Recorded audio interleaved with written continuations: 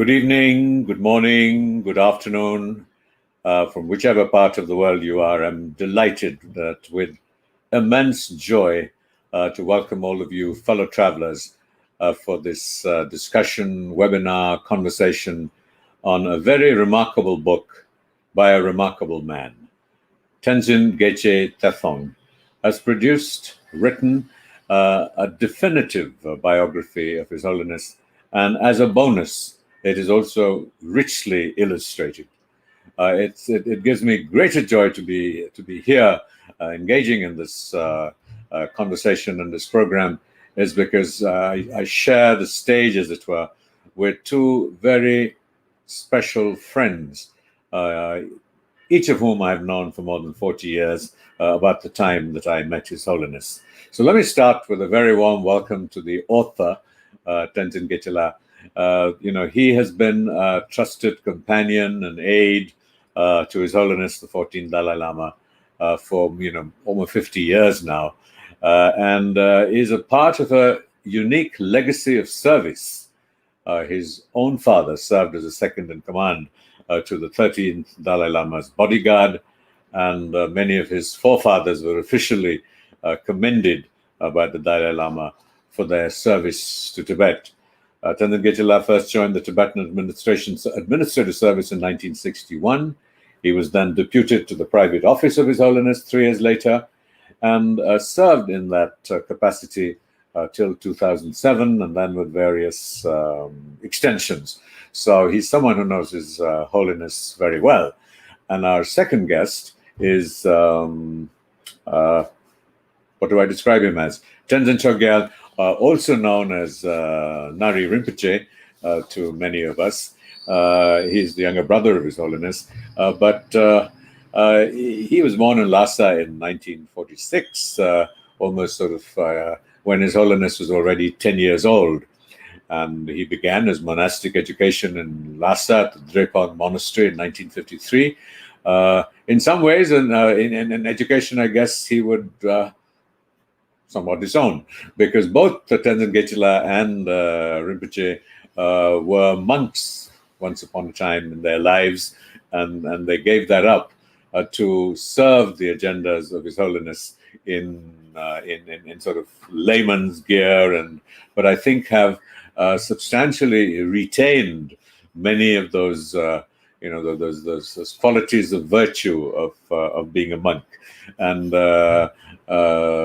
Tenzin Choegyal also served the Tibetan administration both as a Kalon and served as a secretary to his brother, His Holiness the Dalai Lama. So both of them have really known His Holiness as a teacher, Rinpoche as a brother, and as a boss.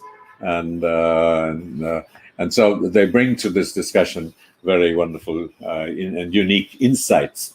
Just a word about the book, that the book is a very exhaustive, thorough encapsulation of a rich life, at which Tenzin Choegyal very eloquently places in the larger canvas of history and what unfolds during His Holiness's life and what a possible future might be. But I thought today, instead of exploring the book, which is available for you to read, we would look and talk about Tenzin Gyatso, the Ocean of Wisdom, the man who holds the formal office of the Dalai Lama, and to millions of people is the reincarnation of the Bodhisattva aspect of compassion, Avalokiteshvara, and the embodiment of the highest human aspiration.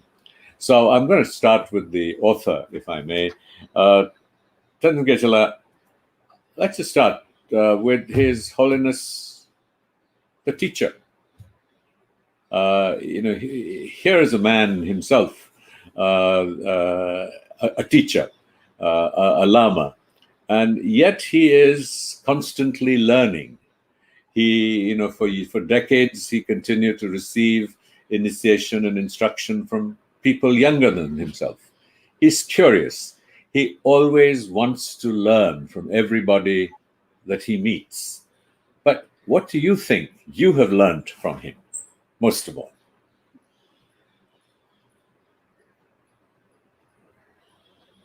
First of all, thank you very much for your generous introduction. Actually, what you just said about His Holiness seems to, explain what His Holiness personifies.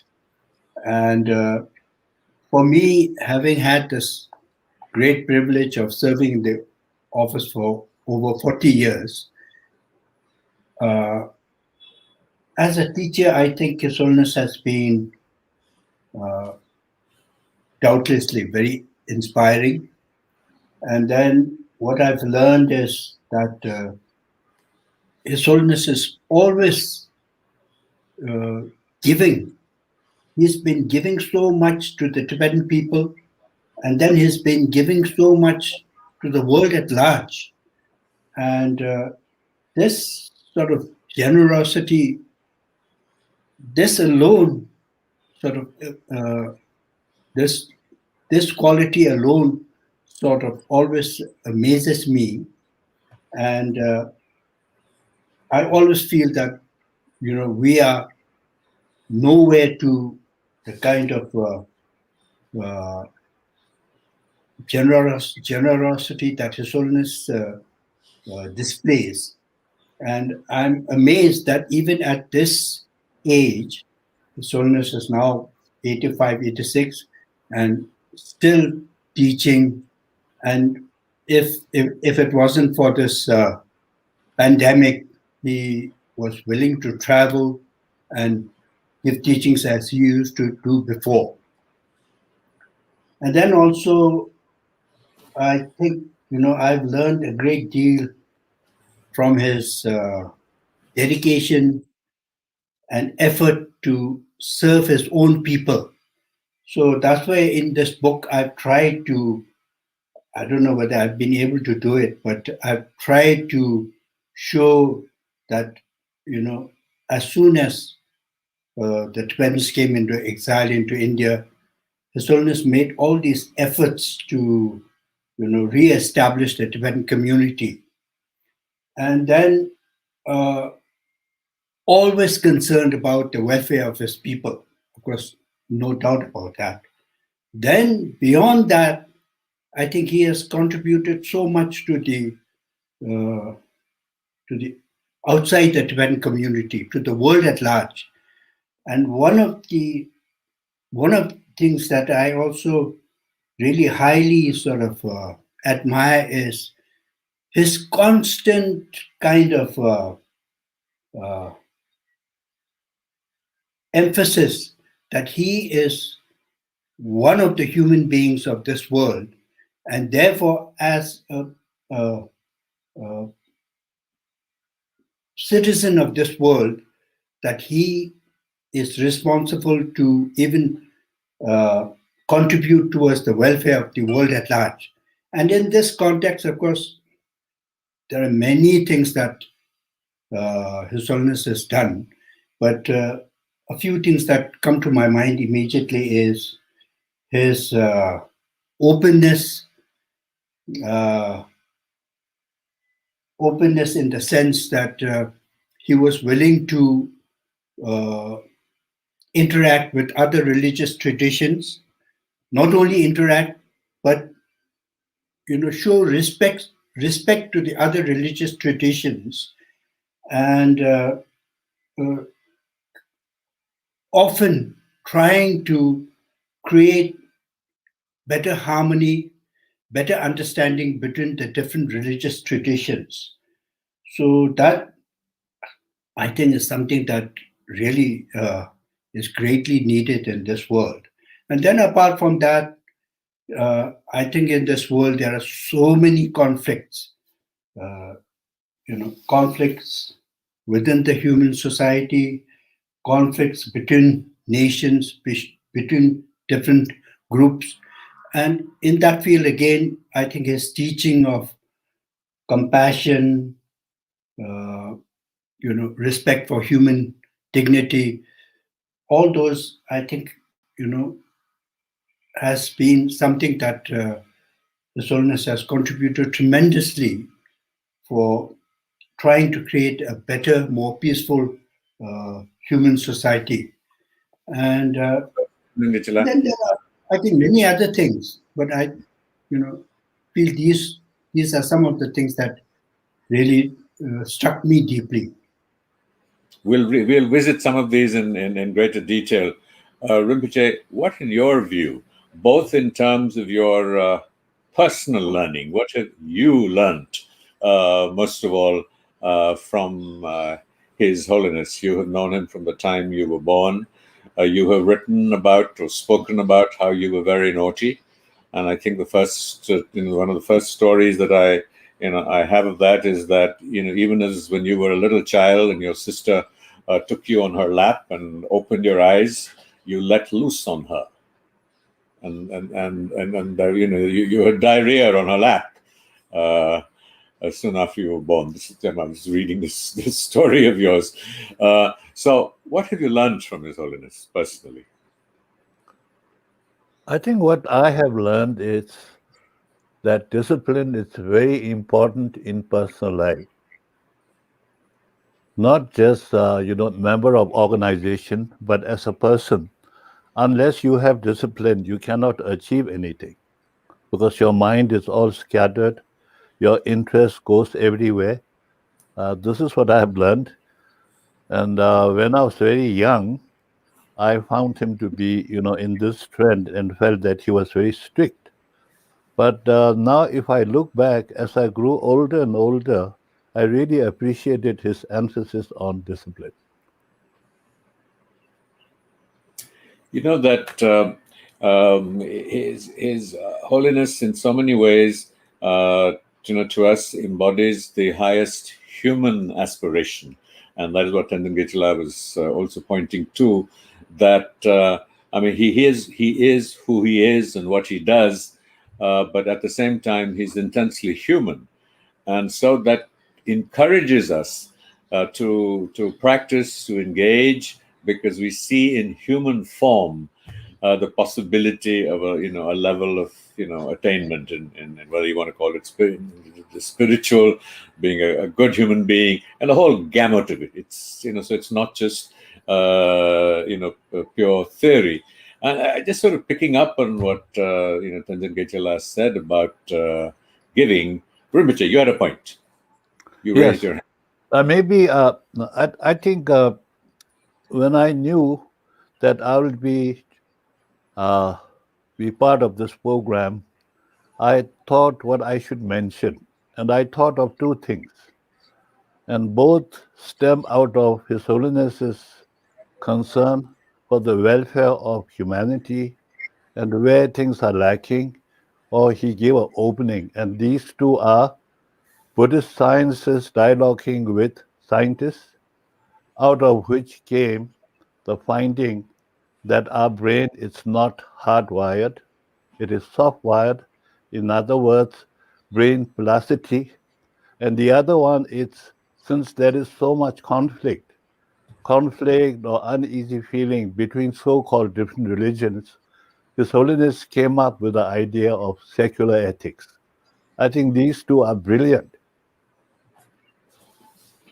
Would you like to elaborate on particularly the idea of secular ethics? Because His Holiness is now describing it as, of course, social and Rajiv, emotional. I think, secular ethics, I think it was there, but we didn't notice much. Now, for instance, the school that you went, I went, Tenzin Choegyal went, we had a subject called moral science.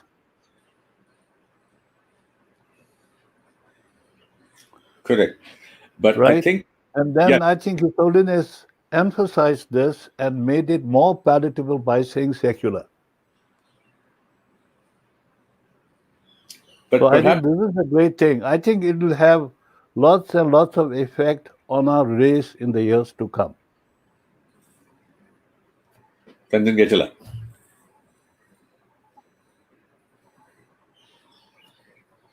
On the subject of secularism, This Holiness's concern not only for people who believe in religion, but also for the large number who do not believe in religion. I think that is also another amazing openness, or the sort of very generous thinking on His Holiness's part. And therefore, I think he talked about ethics, not necessarily attached to religion. And I think this is amazing also. And, if we think about it properly, I think this has, this would make great impact on, for a large number of people who live on this earth.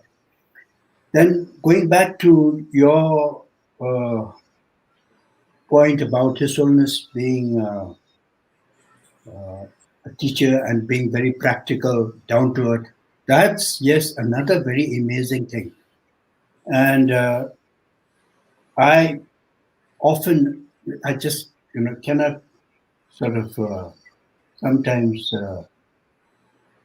imagine that His Holiness can be so practical and so down to earth, so humble, in spite of the fact that when he was in Tibet, he was considered almost like a god, and the most powerful person in Tibet. Yet, when he came into exile, I think His Holiness showed his true colors. He was concerned about humanity and of being practical, down to earth. And so that was another great lesson that I learned from His Holiness. If I may just sort of place in context that both these aspects that you have flagged of his commitment to interfaith harmony and secular ethics, I think that his great contribution, well, just looking at secular ethics, as I said now, because secularism has been sort of a confused word, it's become social and emotional learning, has been that he has brought, unlike just moral science, which Rinpoche spoke about, which was telling us about ethics, teaching us about ethics and values, that the initiative he has launched is actually bringing about the use of techniques from India's civilizational heritage that lead to transformation and behavior change. So it is not just about being told that this is what we should do, but like the practice of Buddhism, that how can we transform, realize this, and become that kind of change. And the fact that that can be done independent of any particular faith is revolutionary. True. And I just want to share that. And the other aspect, which is also at the core of, I'm sorry, I'm doing all the talking, but I'll stop in a minute, is that when His Holiness talks about interfaith dialogue, he has moved from the traditional vocabulary of tolerance to celebrating diversity. And as he often says, that each of us has a different disposition, and so we need a different mental diet. And hence, every mental diet is valid and important. And it is so moving to see that here is a man, preeminent Buddhist monk, who can go to a mosque and do the namaz, who can go to a church and sing a Christian hymn. So this is not just about preaching it, but learning it. And so here's a man who walks his talk. So I mean, sorry, I don't intend to ended up dominating. What you say is extremely true. Yes, his openness, to interact with other religious traditions, and then, for example, his sincerity in following that kind of a line of thought. Almost every teaching that he does, even amongst Buddhist Tibetan followers, Very often, His Holiness stresses the importance of respecting other religious traditions. And he uses a very simple logic. He says, there are millions of people who benefit from these other major world religions. And that alone is reason enough to respect these traditions, apart from all the benefits these teachings have. Rinpoche, you spoke about his engagement with science, and Yes. and in a sense that is an extension of what His Holiness says, that the teaching must stand up to the scrutiny of reason and logic. Yes, And of scientific experimentation. correct. So I mean, you both of you are actually also now serious scholars. I know that Tenzin Choegyal is studying and reads a lot about Oh, the not scholar. engaged. Well, not scholar, but you're engaged in it, and you've been monks in your youth. Uh, so how do you look at this whole idea of, it's seeing the true nature of reality, accepting it, and then moving on from there, which is really the essence, whether you call it, whether you look at it as the Four Noble Truths, or whether you look at it the conversation between science and His Holiness and Buddhism. They're all trying to understand the true nature of reality from diverse perspectives. Yes. So, Rinpoche, you have attended many of these mind science Yeah. I think Rajiv, it depends on what kind of mindset you have. Looks like the texts that we find in Buddhism are actually medical manuals. So it depends what kind of illness you have. So it differs from person to person. And I think, like all spiritual tradition, I think Buddhism definitely, answers what we ask for. Like all spiritual tradition, if you follow properly, you will definitely attain peace. But the thing is, you got to apply. Looks like there's a lot of lip service the whole world over regarding spiritual development. But I think we are not trying it hard enough. We are not convinced. It shouldn't be a fashion, but it should be an earnest effort. So that effort is lacking. The material is there. When Rajiv, where are you? yes, no, I'm listening very intently. I didn't want to interrupt you again. Yeah, so what I'm saying is we are not serious enough.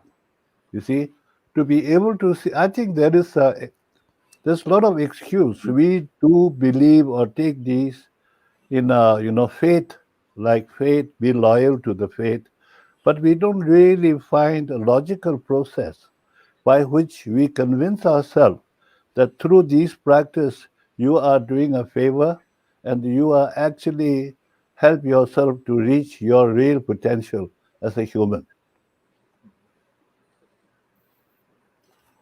Tenzin Choegyal, don't you think that His Holiness is able to embrace both these aspects? Say, in the Tibetan community, you will have large sections of the people for whom the practice of faith is their journey to finding equanimity and equilibrium and what and compassion.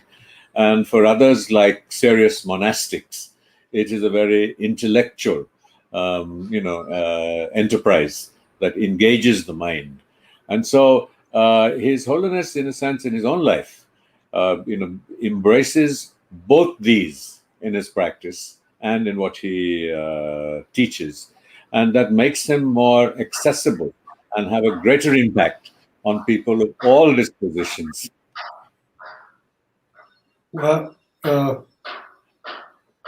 I didn't fully understand your question, but I had the feeling many years ago that when His Holiness started teaching about the essential part of Buddhist uh, teaching, which is trying to understand the true nature of things, And often I used to feel when His Holiness gave teachings either to the Tibetan public or to new Buddhist non-Tibetans, that His Holiness was teaching on a subject that was too difficult, especially for those who are not familiar with the subject. And when I say not familiar with the subject, I mean even to a large extent, the majority of the Tibetan population also, because it's only people who have devoted many years of study that they study about this very difficult conception of the true nature of things. But His Holiness kept on pressing the importance of understanding or trying to understand this concept, which is absolutely essential in the Buddhist tradition. And I think now, I think in the West, maybe people were more easily able to accept this style of teaching from His Holiness because it attracts the intellectual side of people. But now I see that amongst the ordinary Tibetan people also, that this has had a very strong, healthy impact. And so over the years, I've seen this development amongst many who've gone to His Holiness's teachings, that this is very important, not just understanding of Buddhism, in its various forms of traditions and so many different aspects of understanding deep philosophy. But the fact that unless you understand or make an effort to follow this path, it is not possible for you to be able to practice Buddhism properly. So here also, what I thought, seemed to be little inappropriate, if I may say, or that it was kind of a topic that His Holiness should not be talking to ordinary people. Now I feel that this was, in fact, a very important teaching that His Holiness gave. So there are many things like this. And maybe we'll touch on this subject later on. But many such things in which we were much behind in thinking. His Holiness was thinking much forward, and so many things that didn't seem sort of appropriate before, but His Holiness was always on the right path. That always reminds me, of an anecdote. There were a set of teachings by His Holiness that we were organizing, and he was talking about shunya and emptiness. And so, yes, at a break in the elevator, I mentioned to His Holiness, I said, His Holiness, this is very difficult. I think people are not, may not be getting it. So he said, but it is difficult. I can't make it. It will no longer be accurate. So I can't make it simple. And I think that is the hallmark of the integrity of the man. He's not striving to be popular. He's striving to be compassionate and to do what is right. And I think that, and to have the courage to do that and to sustain it is a very important, hallmark of his personality and character. I think an important area that, we see this, of course, is in his, concern for the environment.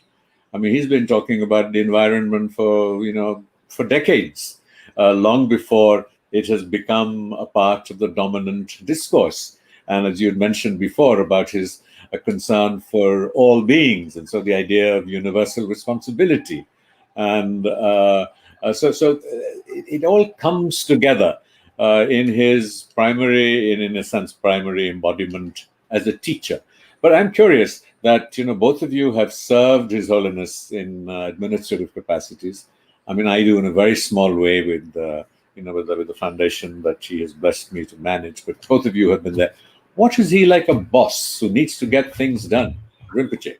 I think he can be very fussy.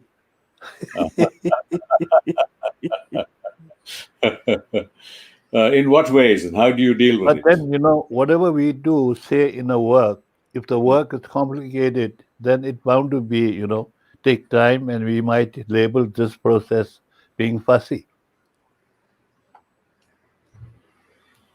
Tenzin Choegyal. Oh, I think His Holiness can, while His Holiness is one of the most compassionate person, he can be a tough taskmaster. And yes, if something goes wrong, His Holiness will immediately and straight away tell you. And so that also, I think, was good because it keeps you on your toes. But, even when there's some kind of a strong admonition, it's only at that particular time or that particular incident where you have made a mistake that His Holiness makes these stern corrections. But, when that is gone and over, there is, you don't feel that, His Holiness is always holding a grudge or, I don't know, some kind of feeling of dissatisfaction.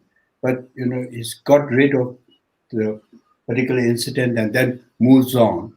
So that also probably was one of the major things that probably helped me to keep on for about 40 years. Rinpoche, how have you... Yes. Just something, just what Tenzin Choegyal said, I think His Holiness is very human. People consider him, very, very, but you look at him, he has not lost the common touch. So therefore, whatever you deal with, there might be tense moments, but he's never mean. And then he easily forgives. I think it's wonderful because his high office, his high office merits, a lot of things that could be unjust, but he never did those. Yeah, I True, think Rinpoche. Yeah. And, then Rajiv, you yourself might have experienced some of this. Plenty.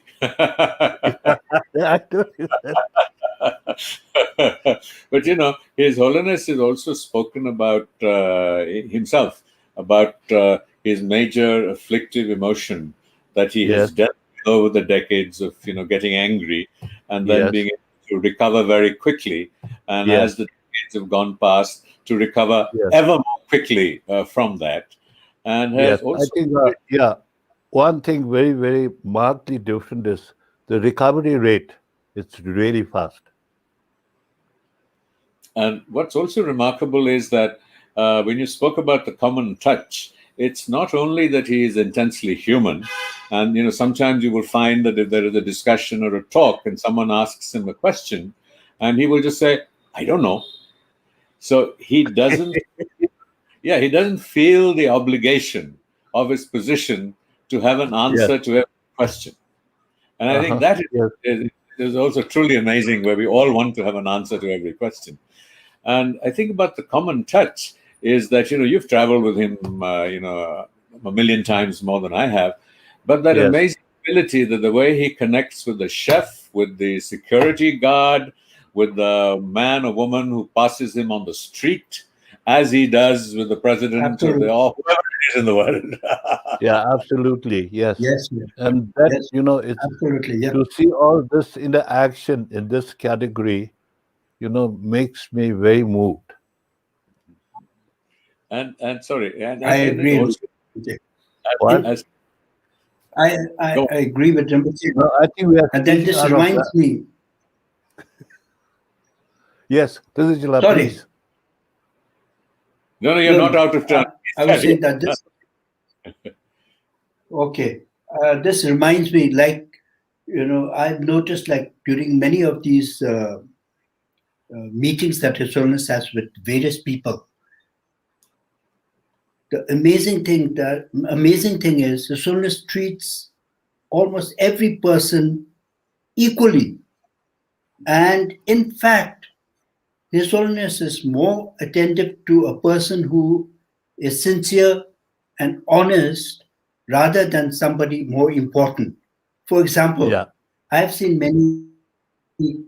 many audiences where there may be a very important person.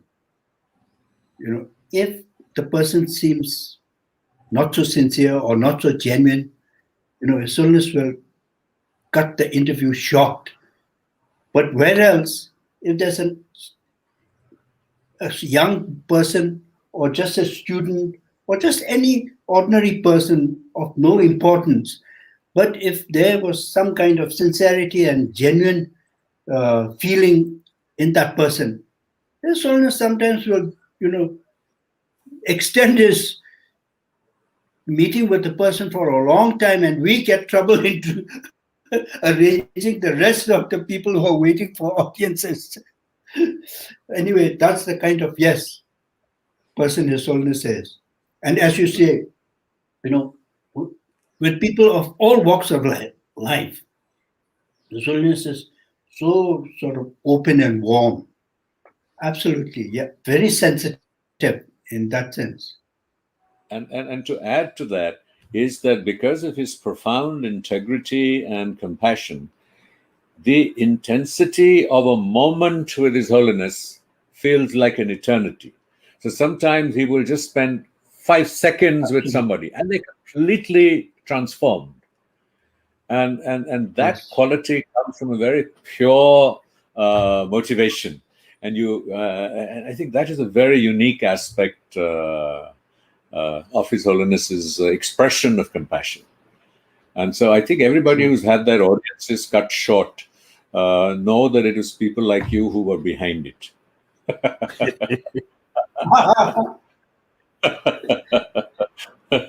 I did want to sort of, look also at his, His Holiness's equanimity. And, sometimes if, soon after there has been something very tragic or something very, say, emulations in Tibet or something, things like that. So his capacity to feel pain intensely and recover from it and to feel someone else's pain and to be able to try and heal that person. So equanimity isn't indifference. It's a very powerful, emotional, and empathetic connect with suffering of other people.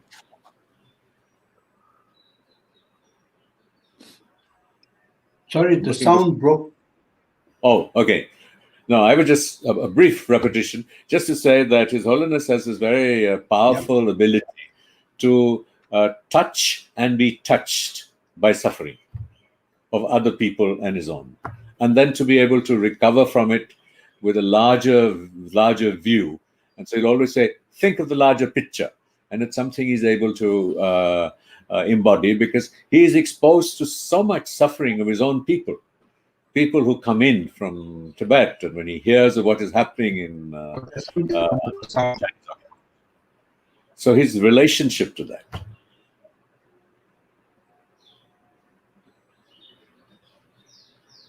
Okay, sorry, I think we'll lose. There was something wrong with the sound. I didn't hear. So, Rinpoche. Maybe there's something wrong with my internet. Okay, we'll come back to you. Rinpoche, you have been witness to so much of His Holiness's pain at what is happening in the world. So equanimity for him doesn't mean indifference. Usually the ordinary pain you feel is very egocentric or self-cherishing thought. And when you know all others are same as you, then you shift your feelings from your self-centeredness to a larger, universal scale. Then you feel the empathy is very much there, but it's not touched yourself. You don't feel. It's a different kind of sadness. I think that in this whole range of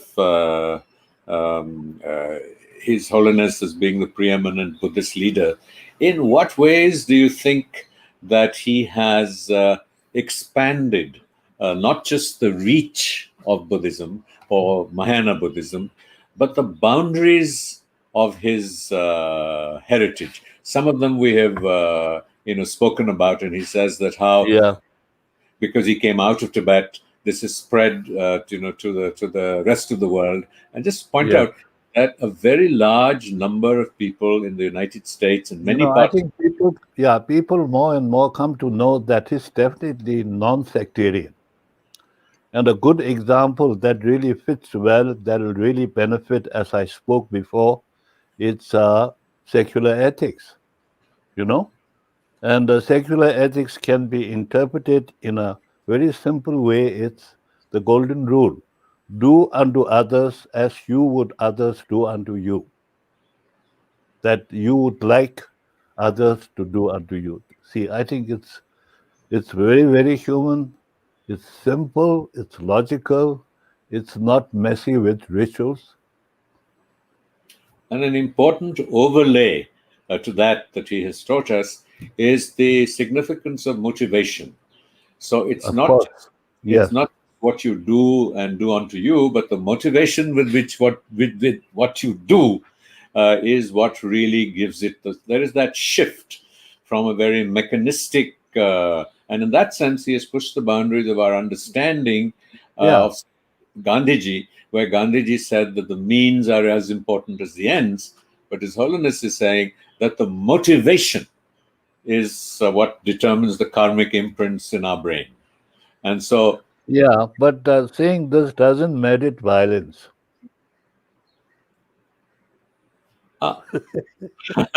well, I mean, you're the expert, but I think that both No, Gandhiji's you can come up with excuse by saying this. And uh-huh, if the motive is, uh-huh.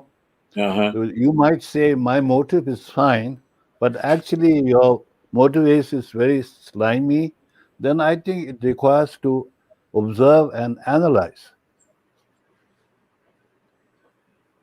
So Rajiv, you're the So yes. anyway, I think what the 14th Dalai Lama had managed to present, to come up, his whole endeavor and effort is to make spiritual value free of dogma. Tenzin I mean, Choegyal, that's my view. I'm sure there are many who doesn't agree. Tenzin Choegyal. there are always many who don't agree with Rinpoche. No, Rajiv, You going dare back to disagree? your You dare disagree? going, going back to your comments about His Holiness, while having a high sense of equanimity, but also at the same time being able to uh, uh, be sensitive about the suffering. This is very true. I have seen many incidents where other people would be,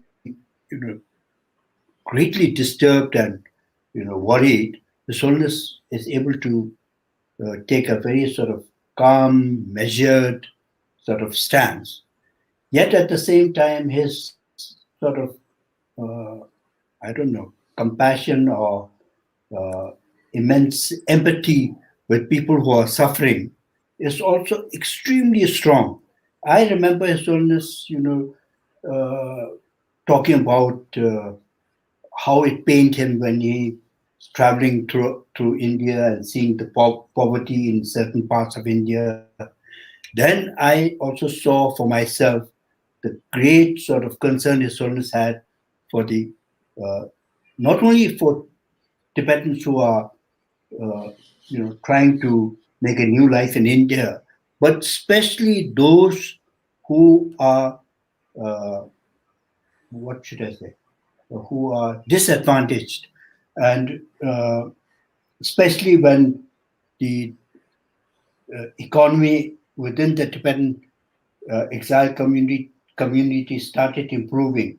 His Holiness was very often particularly concerned about the people who got left behind or who still uh, were in a difficult situation. And often during his trips to various settlements, he would make it a point that the officers concerned make special effort to look after these disadvantaged Tibetans.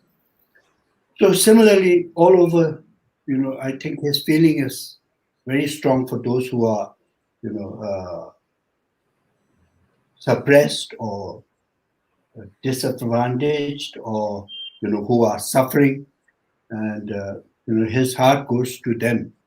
And yet, at the same time, as you say, he's able to, I don't know, take things in his stride, sort of. I remember one particular incident, when this big Buddha statue in Bamiyan was destroyed, and there was a great hue and cry over many of the Buddhist countries. And I remember once His Holiness made a side remark.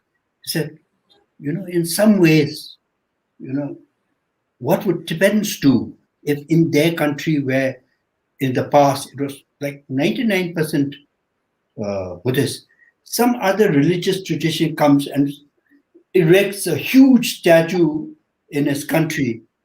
He said, probably Tibetans would also sort of want to get rid of that statue. That's the kind of thinking he adopts. So, yes, he has, I think, this both quality to be able to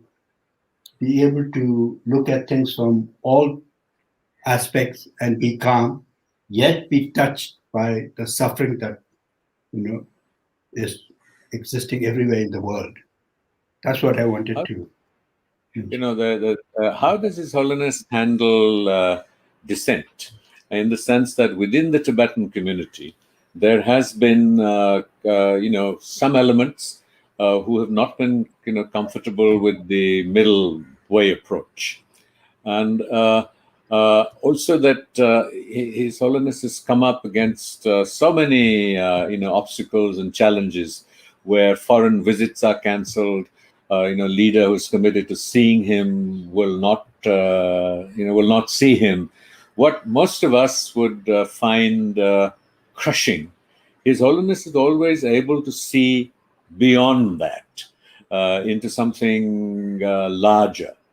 And so, if you have some sort of examples of that again, I think is extremely revealing of the man. That I, is in a sense really, it is a relative I in his case, because he's able to so quickly move beyond that. Well, I feel that maybe there are a few things involved in this. One is because His Holiness is able to look at these things from a broader perspective. Then the other thing is, as I mentioned about this Bamiyan Buddha statues, often His Holiness is able to put himself in the shoes of the other person. And then I think it's also because of his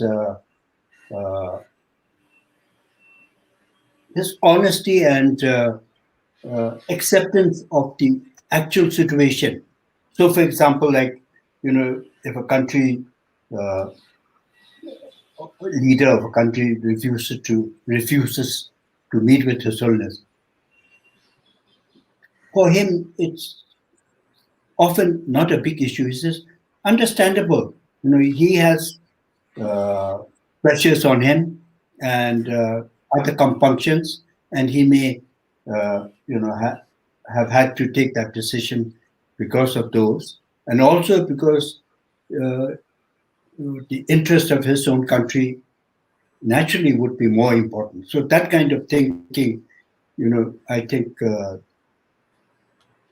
sort of mitigates his disappointment or uh, discouragement. And then, of course, in these cases also, I think his practical approach is also very important.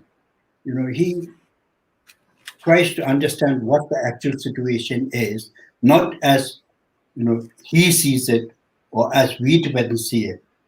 So that way also, I think regarding the like middle way of approach, I think His Holiness in his uh, mind thought that that was the uh, only practical way where we could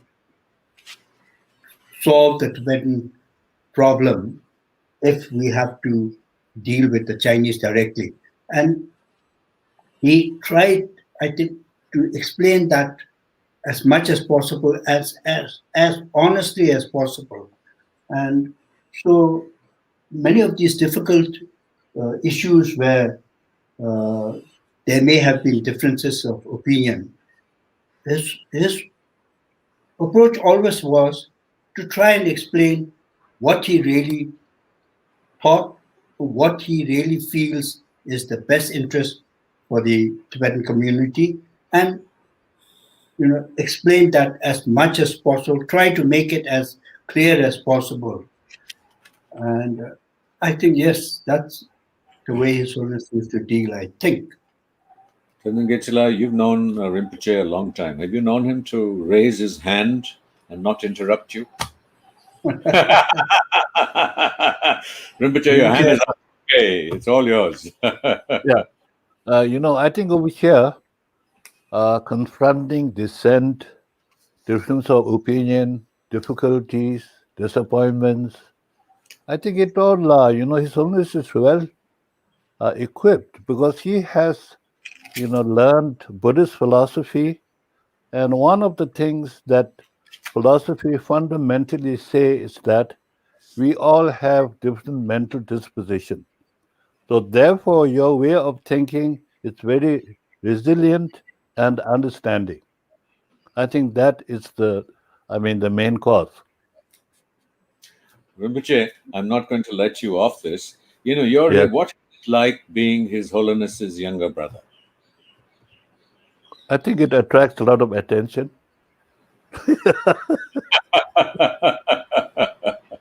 Does that make life easier for you? No, I don't think so. It depends how you interpret. In a way, it's been a tremendous privilege, a great honor that I am His Holiness's youngest brother.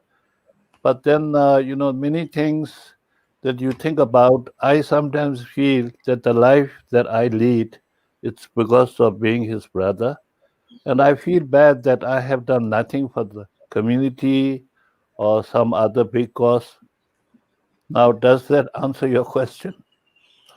No, it's not a question. I mean, I answered. I agree with, but I will let you off the hook since we're on a public stage. Not really. No, I understand. Yes. Yeah, it's a great. It's really, not many people have this kind of, label.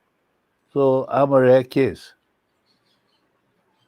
You do And write, then might like to add some more. but you do write in your forward of some Yes. amazing experiences that you had, and what a time it was when you traveled with His Holiness to China, and you learnt Mandarin, and you gave everybody a hard time, and the Yeah, adventure of because crossing.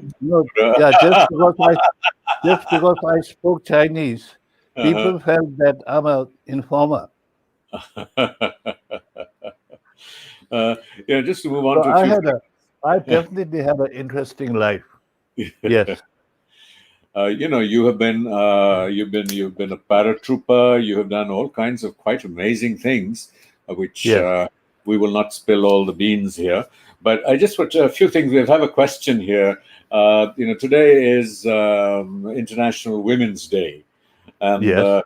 we are aware of the boundaries for women that His Holiness has pushed with the Geshe Yes. initiative, Yes. and and sometimes he has been misquoted and misunderstood Yes. on his position on gender. So, Yes. how do you understand his position on women, Richard? No, I think I feel that a lot of things that His Holiness wanted to say, doesn't go too well because his limited vocabulary. Mhm. So I think there are quite a lot of misunderstanding. It stemmed from there. Tenzin Geyche? Oh, I think His Holiness's stand on women is very clear from what he has done with kind of introducing in exile uh, the possibility for uh, nuns to study as just as the monks do in the monasteries. Because in Tibet, it seems, unfortunately, the nunneries generally, I I did I did some desultory research on this, and I found that at some point in the past, there was one occasion where study of Buddhism was uh, done in some of the nunneries. But in recent times, I think uh, it was clear that in the nunneries, there was no studies, and it was common knowledge that nuns in the nunneries only engaged in like recitation of prayers. And from a quite a conservative Buddhist uh, society, I think it's amazing that over 40 years ago, almost like only 10 years after being in exile, His Holiness strongly stressed the importance of introducing uh, Buddhist philosophical studies in the nunneries. And as a result, now we have geshemas, nuns who are able to have the equal sort of academic level in Buddhist philosophy as monks. So that alone, I think, is an indication of his approach to equal rights for women. And then also, as we talked earlier, the Sunnis has such an open mind. He, he's also often mentioned that it's possible in the future there may be a female Dalai Lama, but I can't imagine that. Well, No, just a quick, on this, can I say something more? Comment of on course, this. please. You see, I think a lot of press people asked His Holiness about this, and His Holiness, mentioned this in good faith that even a woman can be a Dalai Lama. And then people asked him more and more questions. Then, as I said earlier, because of his limited vocabulary, then people sort of played it very badly. See? No, Otherwise, His Holiness says, my first teacher is my mother. And my mother, it's not a male, it's a woman. And he has equal, how do you say, respect to all women. And like Tenzin Choegyal said, his respect for women, vocalized in uh, making the nuns learn and then give certificate and come up to Kishima, what do you call, status. I think it's fantastic. It never happened in Tibet. I think that what's also very interesting on this issue is that His Holiness didn't use his position to decree that this would happen. He True, built a true. No, consensus. Kishima is fine, but Kishi ordination, Bhikshu ordination, Ordination. that is Holiness Actually, said he can't do it. Bhikkhuni. No, but this Yes, whole Bhikshuni, process, sorry, Bhikshuni. But this whole process is Yeah. that His Holiness has been building up a consensus.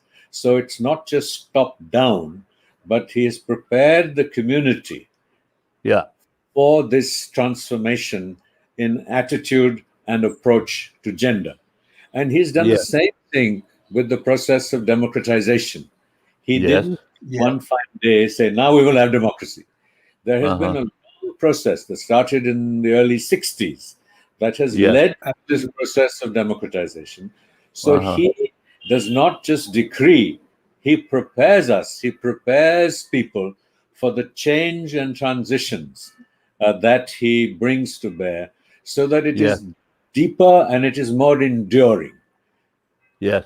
And so that involves a tremendous patience and a capacity to try and change people's minds, attitudes, And and habits. vision.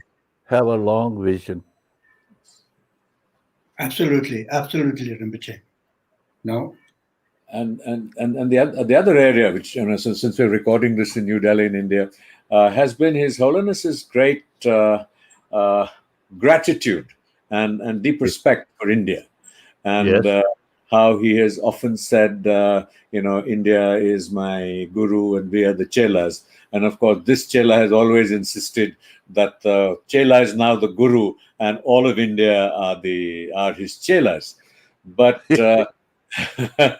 but there is behind that a very, very deep celebration of India's heritage True. uh, True. and, and True. how he is today Mhm. helping bring Absolutely.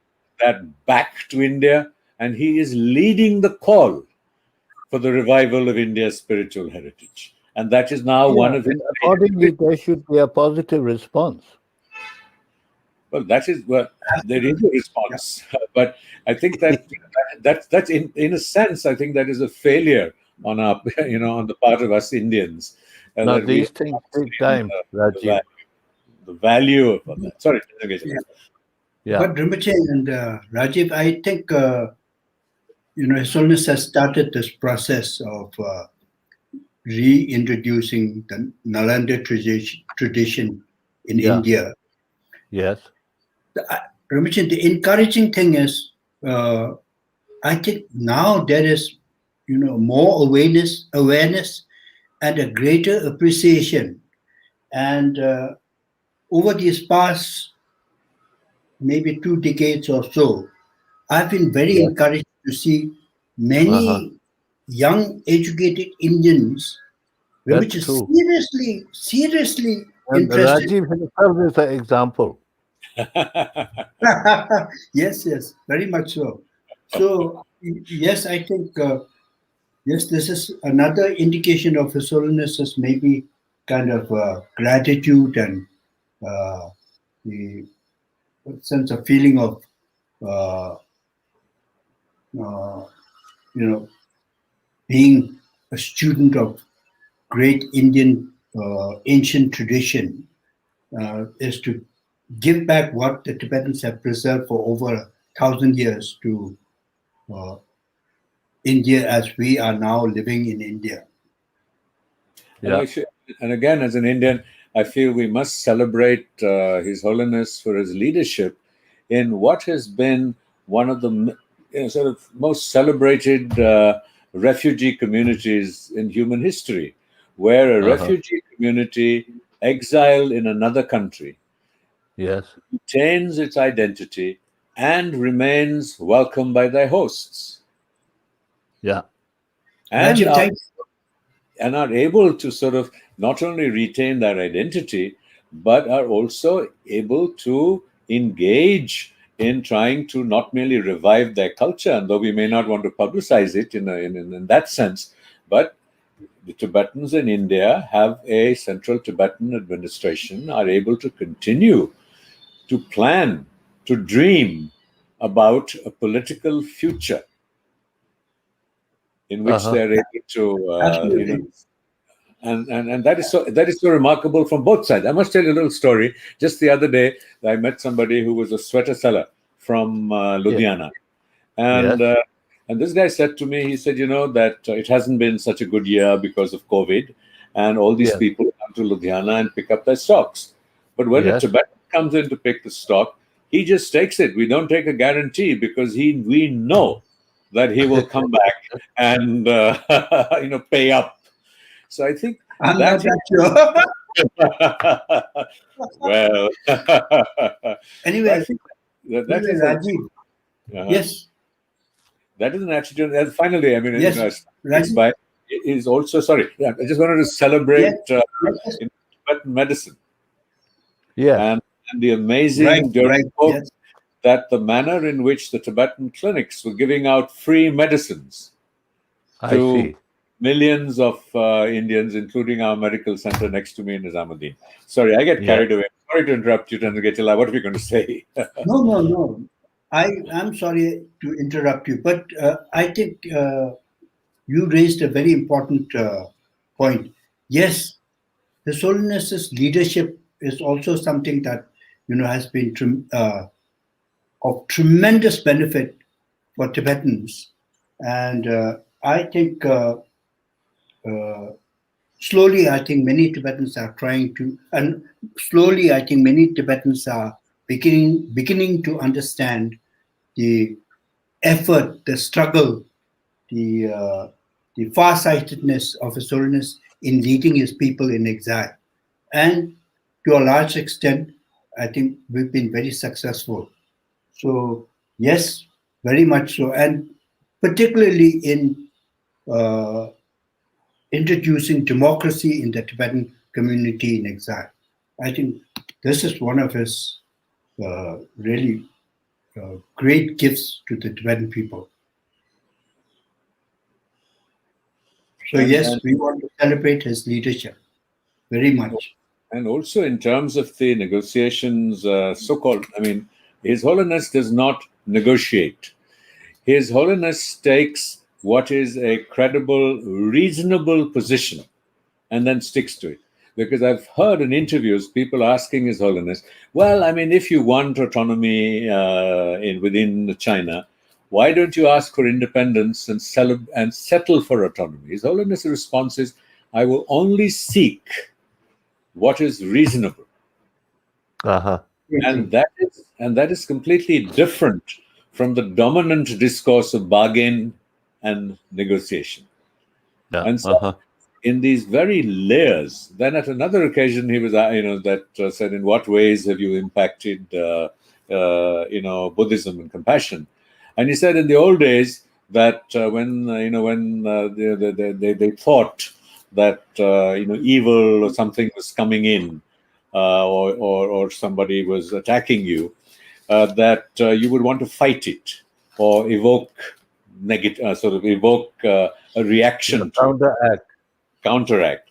But I remember that for the first time I went to Dharamsala, and thanks to Rinpoche and His Holiness in the early 80s, well, you had these prayer mats that said, pray for the Tibetan, pray for the Chinese. And the prayers used to start with, may the veils of illusion lift from the Chinese. Now, how many people would pray like that for their enemy? And so it's really deep. As time runs out, a final question. And that really is that what do you see as the future of Tibet and Tibetans and His Holiness and the institution? He has assured us that he will live to 113, but thereafter. And there was an event the other day when someone asked His Holiness this question. He said, well, all of you seem far more worried about my next life than I am. Keeping that in mind, it's still an issue that comes up. Rinpoche.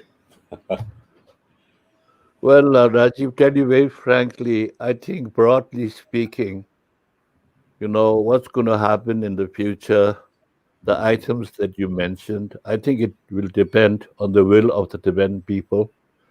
And the will of the Tibetan people will be harnessed if we are united on fallacy or in realistic things. So as long as there is unity, I think, the future is good. Then if not, then, the The Chinese will definitely recognize a Dalai Lama sooner or later, and then we have a very different kind of challenge. Yes, Rajiv, that's what I think. Tenzin Choegyal.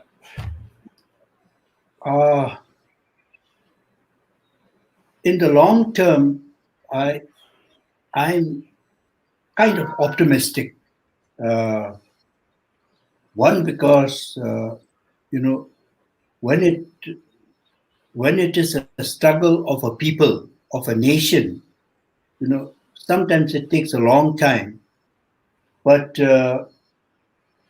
in most cases, sooner or later, uh, truth or the real true aspirations of the people uh, seem to uh, seem to Prevail. prevail. So that also is one reason why I think that in the long term, uh, Tibetans will be able to realize their aspirations. And the second thing, which is more important and practical, is that even the younger generations, many who have not seen Tibet, are so strongly, uh, it doesn't seem to be the right word, so strongly loyal or nationalistic about Tibet. So if you have that kind of a strong feeling amongst the people, and as Navija said, and then if in the small community in exile we're able to keep ourselves united, I think the hopes for a better future will definitely be there. But more important, the people inside Tibet, uh, you know, although during these recent past decades, the Chinese have been so clever, so they are uh, pouring in money, making the Tibetans rich, and then often they feel that if they don't get involved in politics, things seem to be all right. Living within the communist government seems to be bearable. But from 2008 onwards, we had all these Tibetans who self-immolated.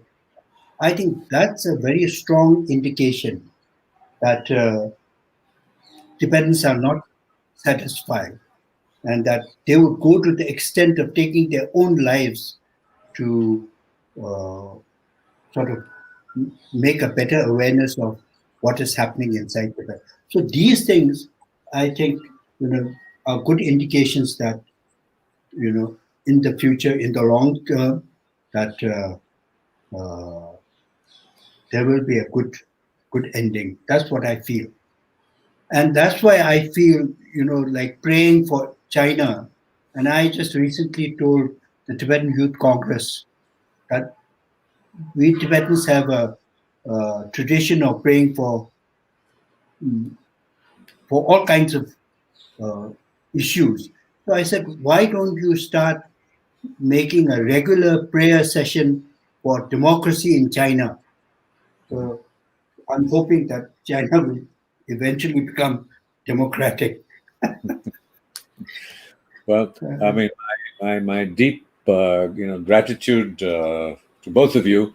But of course, most of all, when I was reading and looking at your book, Tenzin Choegyal, it just reminded me an overwhelming sense of gratitude and good fortune that we are born at a time when someone like His Holiness is on the planet, that he is in India, and that we are able to see him and listen to him, and the privileges that I have personally had of knowing him. It is unfathomable, and it is. It is so very rare that I think it's very overwhelming. I mean, what can I say?